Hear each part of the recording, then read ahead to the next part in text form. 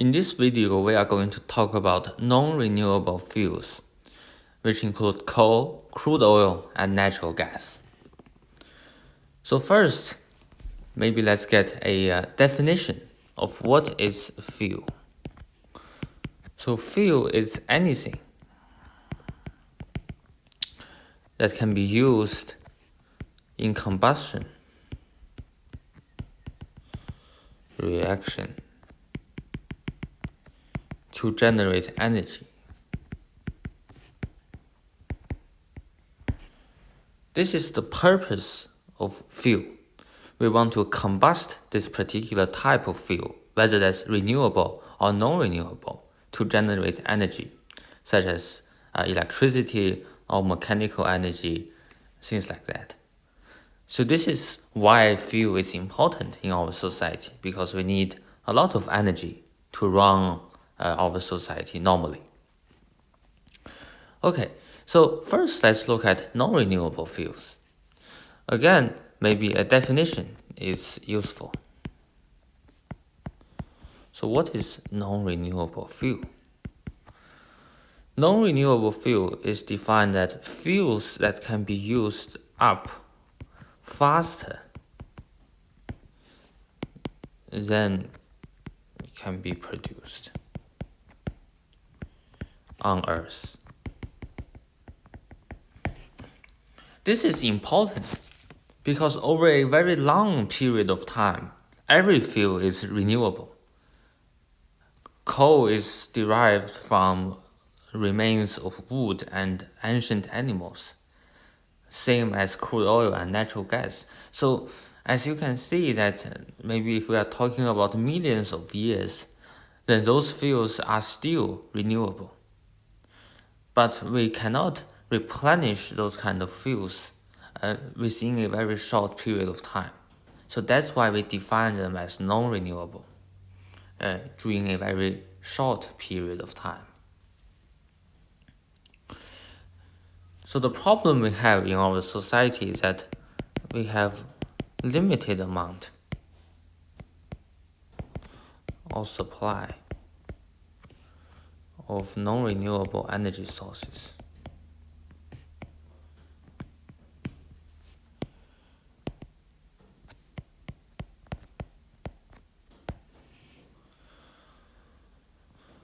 So that's why we need to find some renewable sources of fuels to keep our society running. And this will be covered in subsequent videos. For the time being, let's look at some of the non-renewable fuels. So the first one is coal. What is coal? It is a mixture of carbon, hydrogen, nitrogen, sulfur, and water. So a very complicated mixture. And it is derived from wood.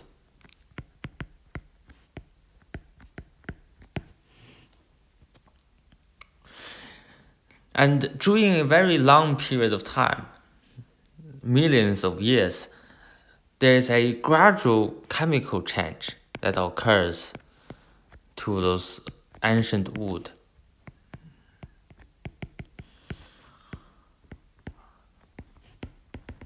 So we have wood, which is around 50% carbon.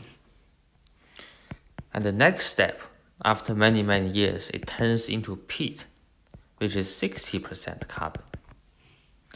And then it turns into brown coal, which is about 70% carbon. And ultimately we have black coal. So this is the end stage, 90% carbon. So as you can see, as time progresses, the carbon content in this wood would gradually increase and eventually becomes coal. So as time progresses, the proportion of carbon increases, the proportion of hydrogen, of oxygen, of water in this coal would decrease. And this is very important because from what we know about water, you require a lot of energy to vaporize.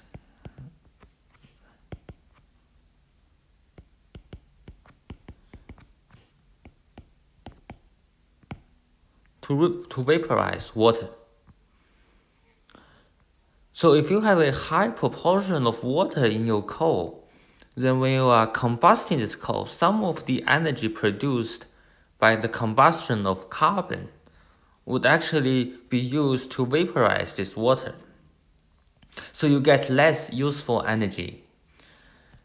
And that's why black coal can produce a lot more energy than brown coal. In fact, black coal can produce about 35 kilojoules per gram, whereas brown coal can only produce around 30, and peat can only produce 25. Because we have less water in black coal, so it can produce more useful energy for humans. So because of these characteristics, black coal is the best coal available, since it can produce the highest energy possible. So this is basically everything you need to know about coal. Maybe just something aside, because coal contains nitrogen and sulfur, when you react coal with oxygen during this combustion reaction, you produce nitrogen dioxide and sulfur dioxide. And those are very harmful gases. Of course, when you're combusting carbon, you get carbon dioxide. And because of this, the burning of coal is very harmful to the environment. That's why many countries are now moving away from coal-powered electricity generating station. So the next very important non-renewable source of energy is crude oil. So what is the definition of crude oil? It is a mixture,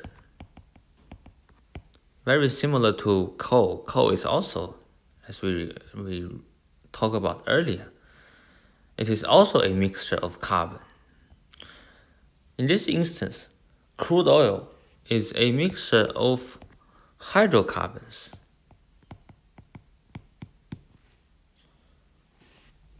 Hydrocarbon molecules, mostly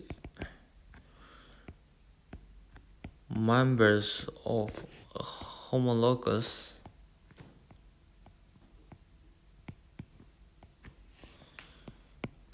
series of alkanes. So many terminologies to unpack. So what is homologous series? So homologous series are basically compounds with similar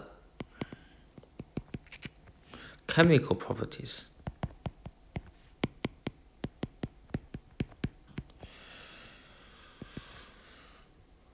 And same functional groups.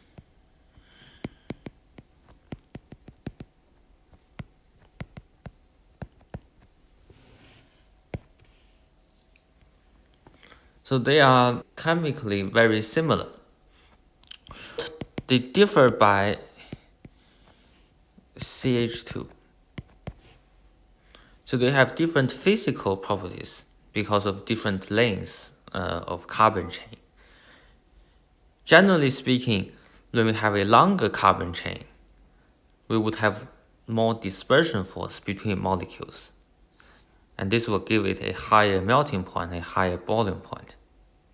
But because they have the same functional groups, we would expect their chemical properties, the way they react with other substances, is very similar. So alkanes only have CH single bonds. It is non-polar, thus only have dispersion force. The simplest alkane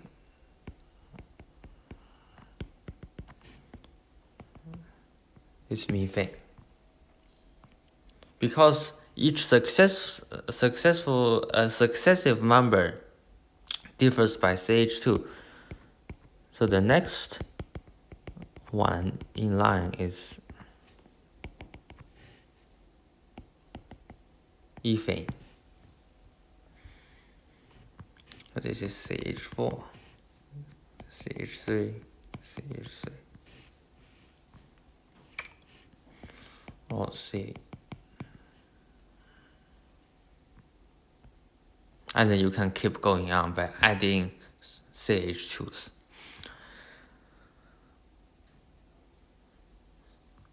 A very important fact is that crude oil is useless by itself. So you cannot combust crude oil because it is a very complicated mixture.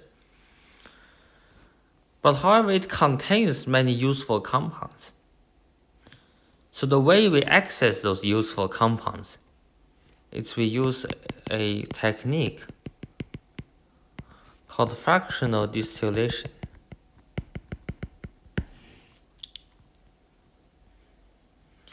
So the way this works is that it exploits the characteristic of each successive member of the homologous series. The characteristics I have mentioned before is that for longer compounds, it have a stronger dispersion force present between molecules, and thus have a higher boiling point and a higher melting point. For example, we use the methane example.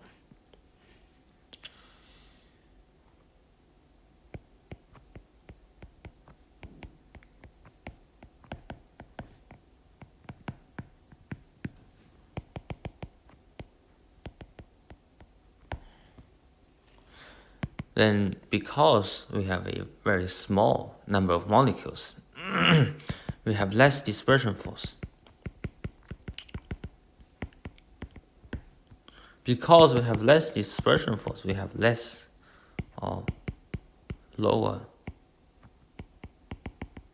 boiling point. So it turns into gas at low temperature. In fact, we know that methane is already a gas at room temperature. So in a fractional distillation tower, the bottom part have high temperature. The top part have low temperature. So methane would rise to the top section of the fractional distillation tower. And then we can collect different lengths of alkanes by choosing which section we collect from. So this is how fractional distillation works. If we choose to collect from the bottom part of the tower, then we would expect to get alkanes with a long carbon chain, perhaps even 12 to 20 carbons present. Because they have a long carbon chain, they have a stronger dispersion force between molecules, thus higher melting and higher boiling point. And once we have collected those fractions, it becomes useful. So for example, liquid petroleum gas contains 1 to 4 carbons in its carbon chain. So this is one example of LPG. Propane. For petrol, usually we have 8 carbon molecules. So it becomes very tedious to draw.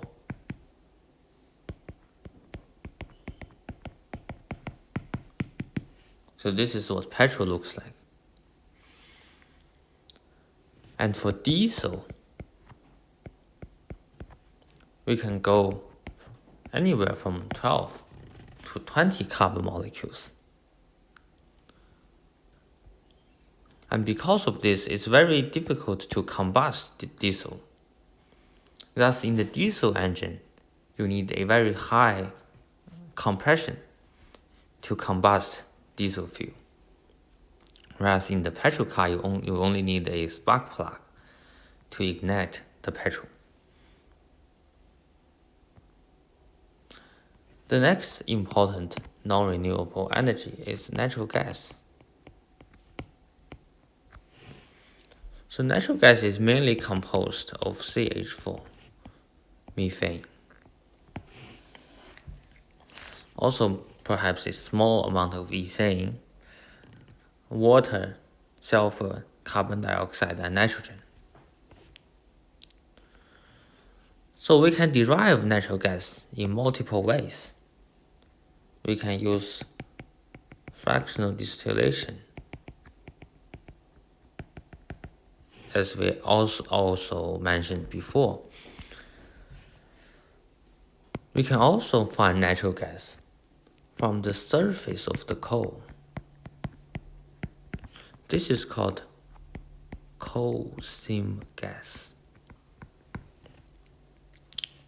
Another way to find natural gas is in shale rock. So this is shale gas. Very common in the United States. So for coal seam gas and shale gas, it is extracted using a process called fracking.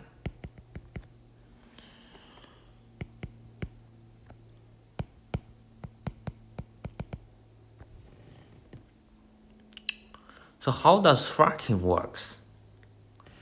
So it uses a fracking fluid. We don't actually know what composes fracking fluid, because it is a trade secret in petroleum companies. And this is problematic, as we will discuss later. So we use this fluid to fracture the rock.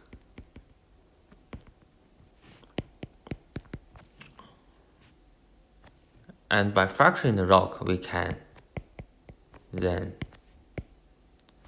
extract the gas.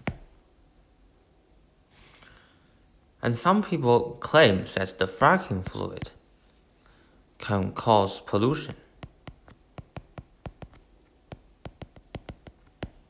of underground water.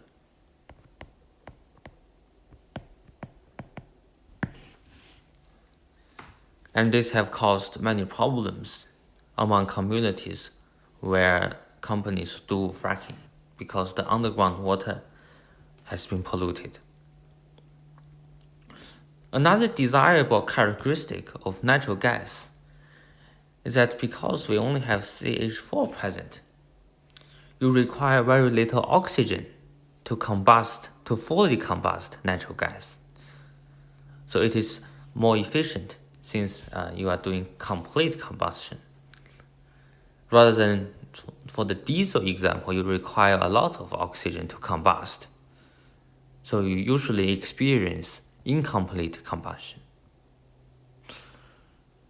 So maybe let's practice writing a chemical equation of combustion. you will need to know how to write those combustion equations in your VCE chemistry exam. So for combustion of say H4, we know it is a gas at room temperature. So you need to write the state of the compound you are referring to. And we know for combustion we require oxygen gas, which is also a gas at room temperature.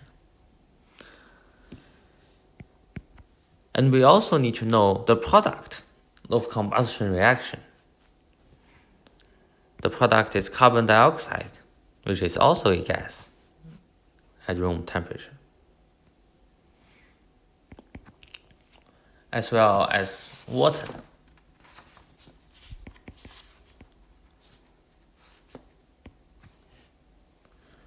And water is very interesting because some people say, oh, when you are doing combustion, water is a gas since the temperature is very high. But in here, we are talking about the state of water at room temperature. So it is actually a liquid. It is not aqueous solution because water is a pure substance. And then we need to balance this thermochemical equation. This chemical equation, sorry. So how do you balance this chemical equation? So here we have one carbon. And in the product side, H2O doesn't contain any carbon. So the only part where carbon is present is in the CO2 part. So we have one carbon on the left, one carbon on the right. So this is all good. Then let's look at hydrogen. So here we have 4 hydrogen molecules. Here we only have 2. So we need to double the amount of water here. And now we have 4 hydrogen on the left, 4 hydrogen on the right. So now let's turn to oxygen. We have 2 oxygen in CO2. And remember, we have 2 times 1 oxygen in H2O because we have 2 water molecules present. So we have 4 oxygen on the right-hand side of the equation. And we only have 2 on the left-hand side. So we add another oxygen gas. And now we can do a final check. Maybe it's useful to write this down. Carbon, we have 1 on the left, 1 on the right. Hydrogen, we have 4 on the left, 4 on the right. Oxygen, we have 4 on the left, and 2 plus 2, 4 on the right. So now, as you can see, it's all balanced. So this is how we write a balanced chemical reaction equation. In the next video, we will talk about some of the renewable energy sources. And it is assessed heavily on the VCE chemistry exam. So you need to be very familiar with those concepts.